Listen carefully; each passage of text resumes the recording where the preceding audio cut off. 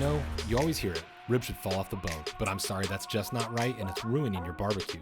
Here I'm breaking down how I make ribs on the Traeger that bend, bite clean, and actually eat the way ribs should, tugging off the bone.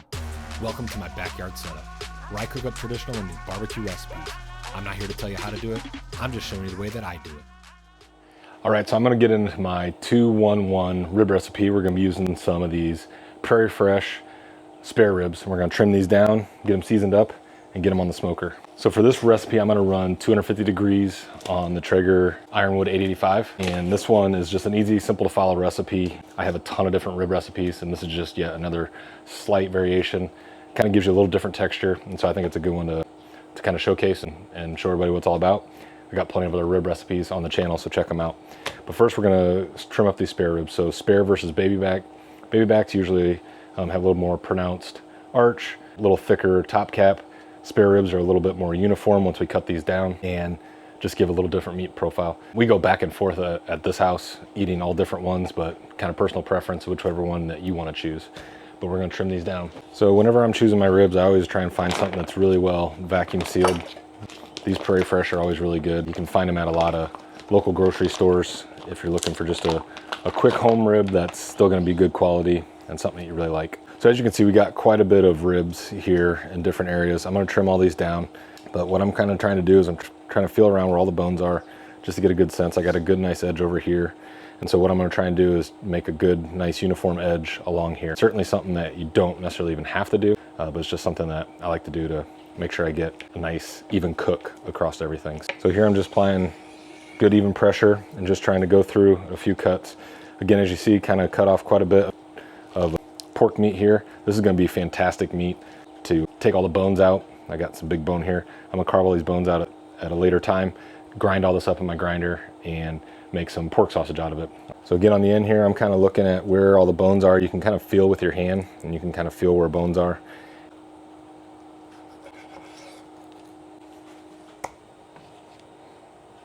So again, I went a little aggressive on this one. I could have definitely left a little bit more on this side. A lot of it's personal preference, but I'm just trying to get a nice, clean, uniform shape for eating ribs. So another thing that I like to do, depending on what rib recipe I'm running, if I'm running a little hotter or a little slower, I'll trim some of this fat off the top off. I'm kind of running in between with 250 degrees, so I'm just gonna give just a little bit of trim just to kind of make sure that I don't have any huge pockets of fat, because not all that will exactly render down.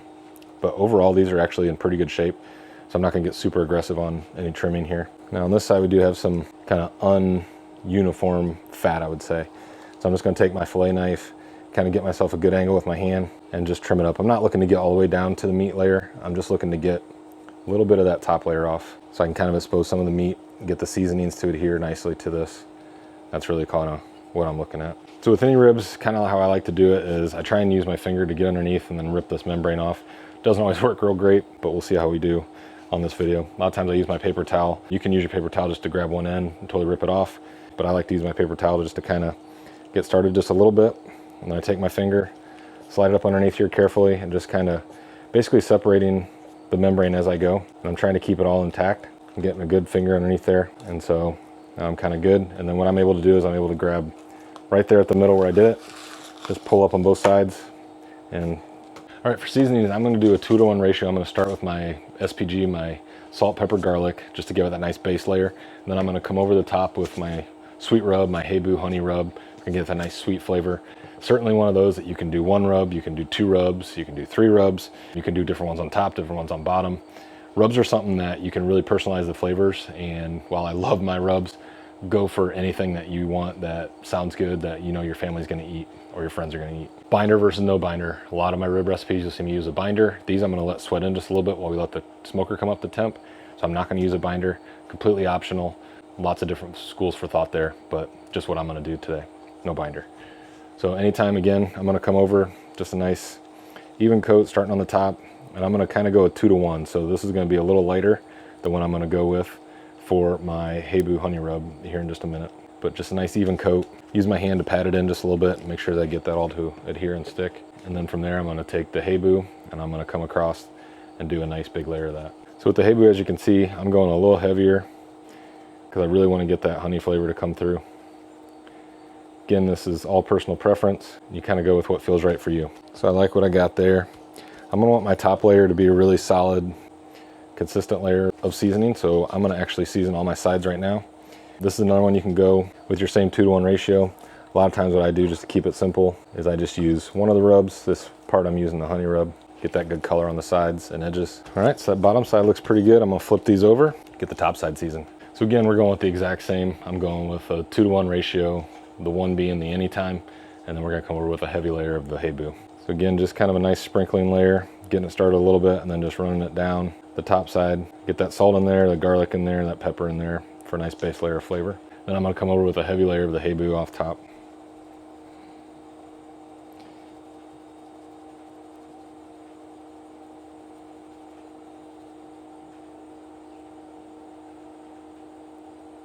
And I'm just making sure I've got real good even coat. That's about it. So these are all trimmed, these are all seasoned. We're gonna head over to the smoker to get that thing coming up to temp. While it's coming up to temp for about 10 to 15 minutes, we're gonna let these ribs sit here and sweat in.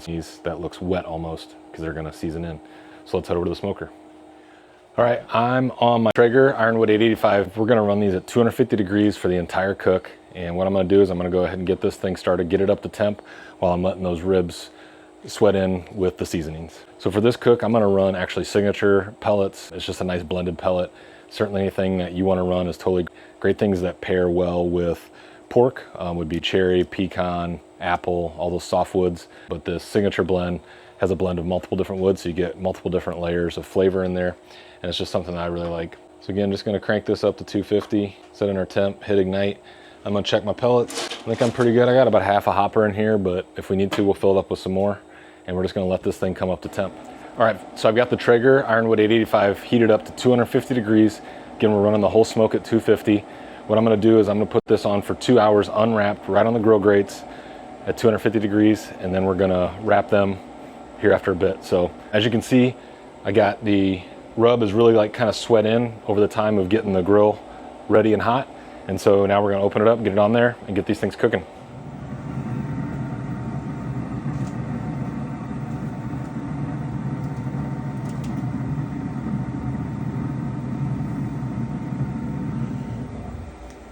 All right, so I've had the ribs running on the Traeger Ironwood 885 for just at 2 hours. And they've been running unwrapped, just right on the grill grate, right in the middle.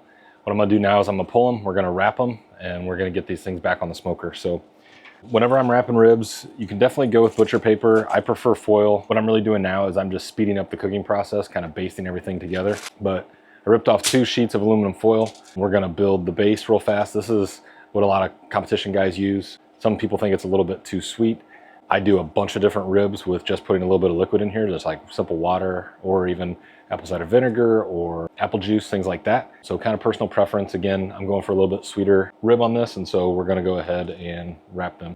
So I've got basically 2 tablespoons of butter. I'm just gonna lay those out here. Also got some just regular brown sugar and some regular old honey. Again, personal preference, how heavy you wanna go with this. I'm gonna go a little lighter on this one just to kind of keep it not being too sweet. But I always say cook for who you're cooking for.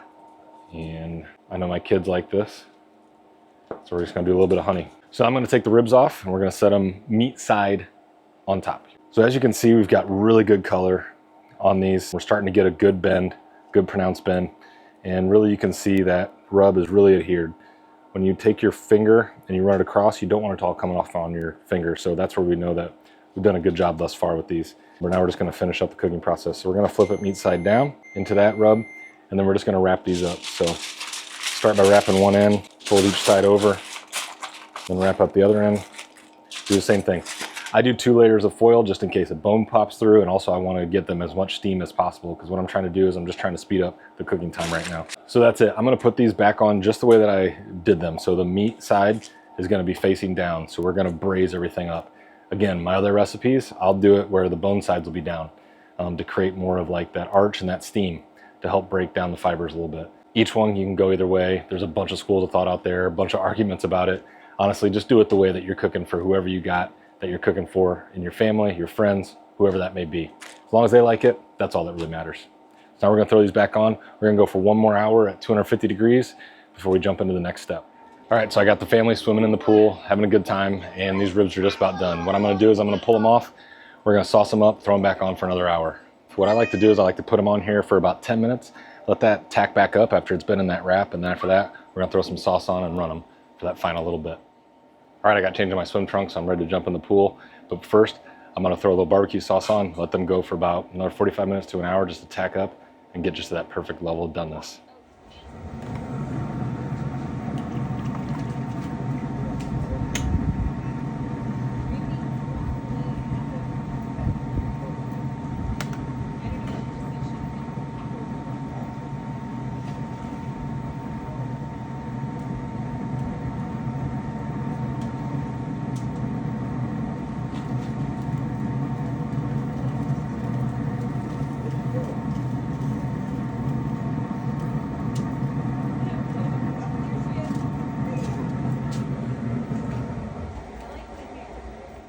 All right, so we've been running these ribs at 2 hours unwrapped, 1 hour wrapped, and then 1 hour sauced. And so now we're ready to pull them off, cut them up, and see how they came out. First thing I'm gonna do is I'm gonna sauce the board. So this will keep a lot of that sauce that we just spent the last hour setting on there, on those ribs a little bit better.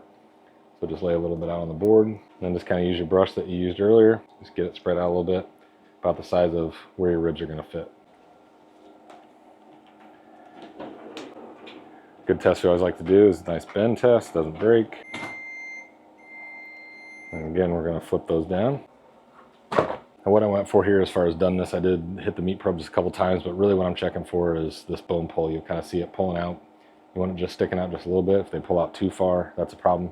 Obviously underneath here too, you don't want them coming up. And so this is about perfect from what I'm looking for. So now with ribs, obviously if you wanted to keep them the other side and try and cut them, that's totally fine. I find it very hard to find where the bones go, and you always don't get a great cut. And so that's why I like to flip these over with the sauced board, get my knife in between, just apply some light pressure and a nice rocking motion. Keep them from getting all messed up. Now I got them cut, I'm gonna flip them all over. So you know they're still moist, but they're just that perfect right level of doneness and texture. Look at that. They perfectly just come off the bone.